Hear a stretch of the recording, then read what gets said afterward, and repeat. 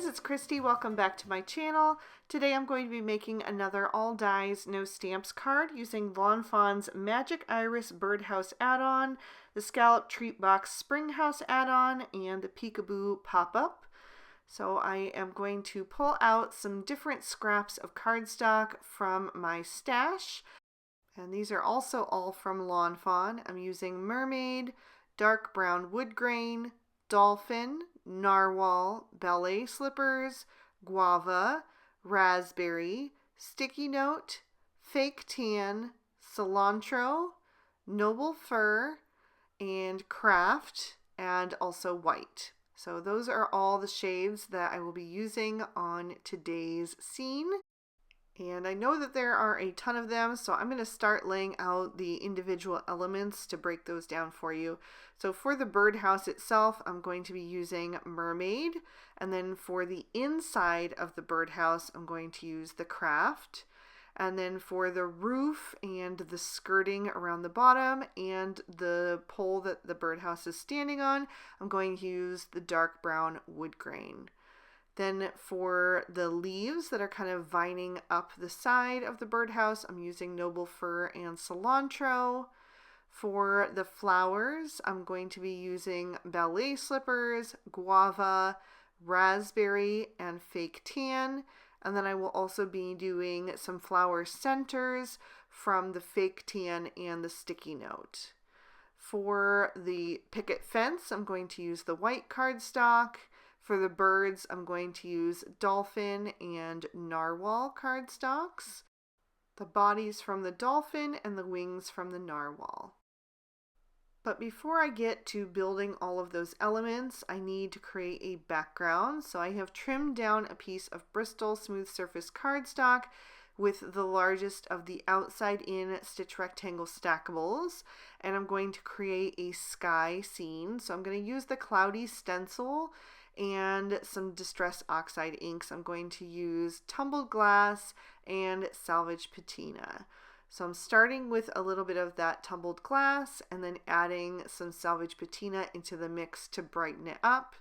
And I'm going to carry that down the entire panel. So I'll just turn that stencil so I get a different cloud formation and then add a little bit of each of those inks.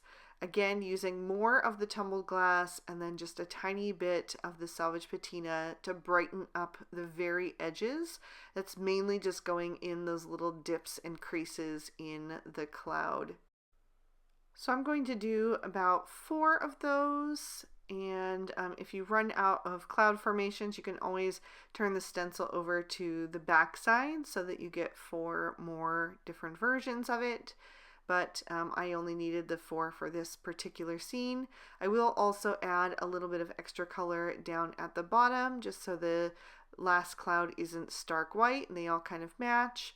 And then I am going to set this aside, and I want to add a little bit of that Salvage Patina to the edges of my birdhouse while I have that out, to just deepen up the edges and add a little bit more contrast since it is the largest of all of the die cuts on my scene.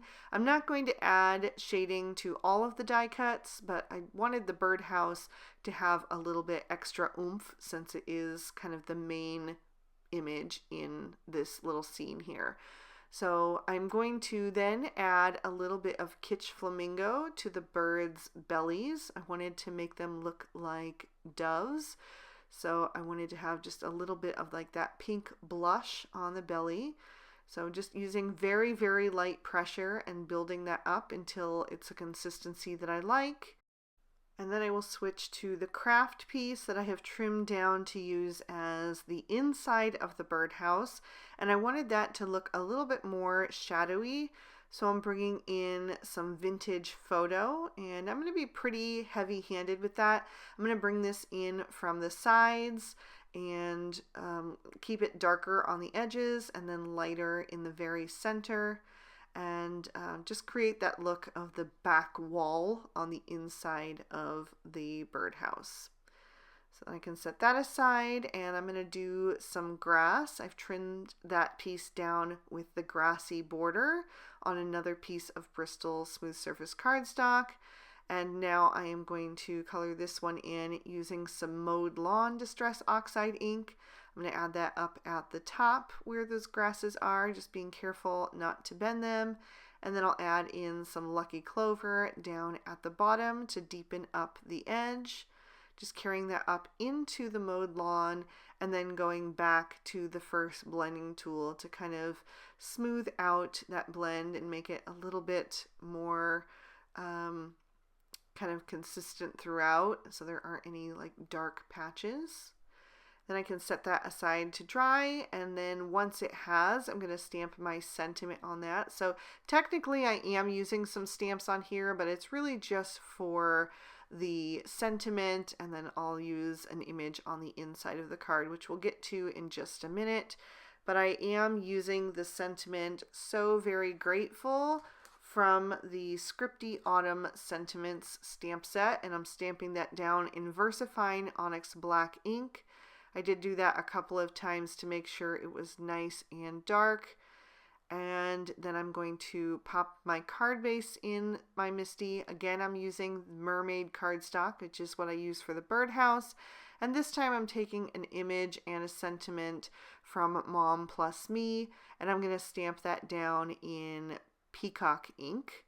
And it's actually two parts of sentiment. It says, "I look up to you, happy Mother's Day." So when this video goes live, it will be the day after Mother's Day, and I didn't want to give the card away.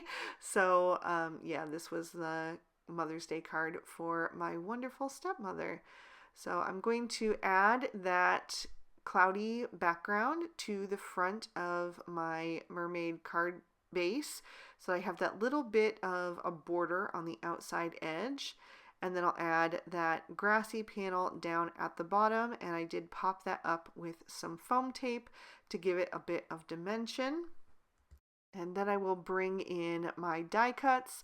I also added some foam tape on the edges of the craft piece so that I could pop that behind the birdhouse, but I didn't realize that the strips on the side would have shown, so I had to peel those off and just use the ones for the top and the bottom, and that was perfect.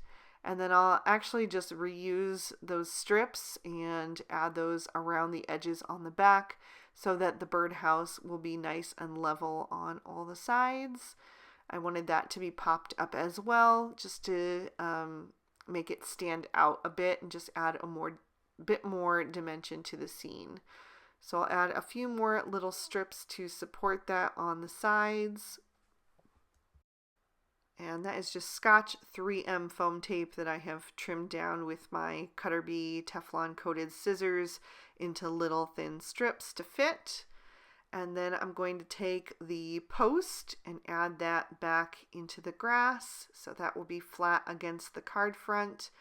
And then I can pop up the birdhouse. I'll add a little bit of liquid glue to the craft piece and also to any of the parts that I had to peel off so that they are kind of sticky too. And then I will just line up that birdhouse where I want it on the card front so that it is kind of centered on there, tucking that bottom edge just behind the tips of that grass. Next, I'm going to take those vines and add a little dot of glue back behind each of the leaves. And I'm going to have that start right at the bottom in the center and then curve up the entire left side of the opening there. And as I do that, I'm going to switch back and forth between the Noble Fir and the Cilantro cardstocks. And also some of the leaves at the very top, the vine curves toward the left and some curve toward the right. So I'm trying to alternate those as well. Not exactly every other, but just making sure that, you know, it isn't like 3 in a row the same direction and then the opposite. So I kind of did 2 one way and then 1 the other way and then 1 the other way again. Just trying to mix it up a little bit and make it look more organic. So I'm going to bring that around further so that it kind of wraps around the top of that opening. And then I have 2 left that I'm going to set aside for a little bit later on. In the meantime, I'm going to add in that white picket fence. I thought that could look really cute on the front of the birdhouse. So I'm going to overlap those so that you don't notice that it is 2 separate pieces.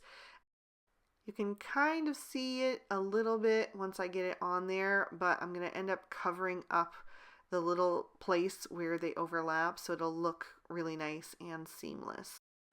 So I'm again just using my liquid glue to get behind all of those little areas of the die cuts, and then holding them down into place for a few seconds until that glue starts to dry.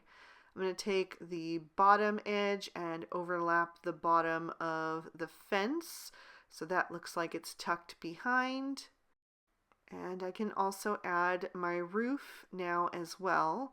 I wanted to do the vines first so it would look like they were kind of growing up underneath it and then coming around. So the roof will overlap just a little bit of the tips of those leaves. And now I can take the other 2 vines that I set aside and I'm going to add those in front on top of the stand. And I'm going to do one, the lighter one, the cilantro, over on the left, and I'll do the darker one, the noble fir, on the right hand side. And again, I space those out evenly and I'll cover up the gap in the center in just a second. So next I wanted to build my birds, so I'm going to take the wings and add those on. So I'm adding the narwhal on top of the dolphin. And the top bird came with the Magic Iris Birdhouse add-on, and then the smaller bird is from the Peekaboo pop-up. But there are different little birds from different sets, so if you don't have one that I have, maybe you can use a different one. And then I'm going to take the little flowers and I'm going to pop out the centers. I will admit that this was a little bit fiddly, so I'm only going to do one of each color on screen, and then I did the rest off screen because it did take a little bit of time to get those centers back in. So I'm going to take the pink center and just show you that you could put it inside the yellow flower if you wanted to. I actually didn't use the yellow flowers. I didn't want them in my color palette. Instead, I'm going to use the orange center for the pink flowers and the yellow center for the orange flowers. So you could just use the pink centers in the yellow if you wanted to because they're both extras, but I didn't use them on this particular card. So now I've put together all of those flowers and I can start to add them into the vines. I'm going to do one of the pink ones in the center between those 2 that are overlapping the base. And then I'm going to just add a little dot of glue here and there and add the rest of these onto the vine. And I do have to be careful because those centers are not glued in. They're just kind of pressed in and being held in place by the glue that I am dabbing on there. So I do have to pick them up carefully so that I don't knock those centers back out again. But I think it's worth it. I really like the 2-toned look of them. So I'm just alternating as I'm going up that vine, switching back and forth between the pink and the orange flowers, and making sure to space them a little bit apart so I have room for some of the smaller flowers to go in between them. And then I wanted there to be kind of 2 layers, so I wanted the vine to kind of look like it was growing inside and kind of wrapping around the inside edge of the birdhouse as well. So I'm going to add some of the flowers onto the craft piece that is, flat with the rest of the card. So it'll just add an extra layer of dimension to those flowers. Next, I'm going to take some of the little pink flowers. I'm using both the ballet slippers and the guava. No, the ballet slippers are the larger one, and the raspberry is the tiny one. So I'm just going to add those here and there as well onto those vines to just fill in some more of that space. I wanted it to look really nice and lush.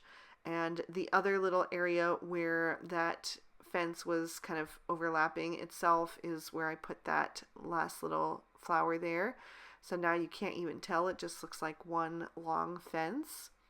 And I'm going to continue to add these coming up around the vine as well, both on the outside edge and then also a few more on the inside edge of that birdhouse as well, just to, again, to have that little bit of extra dimension, you know, from the part that is popped up on the mermaid cardstock and then the part that is flat on the card front with the craft cardstock. So I'm just adding them here and there until I like how it's looking. I wanted it to be nice and full, but I also didn't want to go too overboard. So I will end up with some extra flowers that I could use for another project later on. But it's really up to you how many you want to add. I don't think there's a right or wrong. It's just up to personal preference. I'm going to place one more of these tiny raspberry flowers, and then I'm going to add in my birds. I've added some foam tape behind them, and then I'm going to take a T9 marker and just color in their eyes. I think that was the easiest way to do that. I just wanted them to have a little bit more life to them, so I wanted them to be, you know, almost black. I'm going to add the larger bird down toward the bottom, kind of tucked in amongst the vines and flowers. And then the smaller bird I wanted to add up on the roof line. So I'm going to just peel off those release papers and then pop that one up on that edge, just to fill in some of that empty space up there. And then I wanted that tail to be just a little more supported, so I cut down a thin piece of foam tape to tuck back behind there. And then I just felt like there was a couple of extra empty gaps in the inner part of that birdhouse that I just wanted to add a couple more of those flowers to. So I did 2 more of the raspberry and 1 more of the ballet slippers to finish that off and just make it look nice and full. And that is going to finish off this card. So I will lift that up to the camera so you can see all of the detail and give you another peek at the inside. I really hope you guys enjoyed this one. Please give the video a thumbs up if you enjoy this die style video, because it's still relatively new to my channel, although I do have a playlist with all the videos I've done like this so far, so you can feel free to check that out if you'd like. All of the products that I used today will be listed and linked for you in the description bar below. And if you'd like to keep watching, here are 2 extra videos that I thought you might also enjoy. You can click on either one to check them out. Make sure that you subscribe if you haven't already, and click that notification bell so you're always alerted when I post a new video. I'll see you soon in a new one. Bye-bye.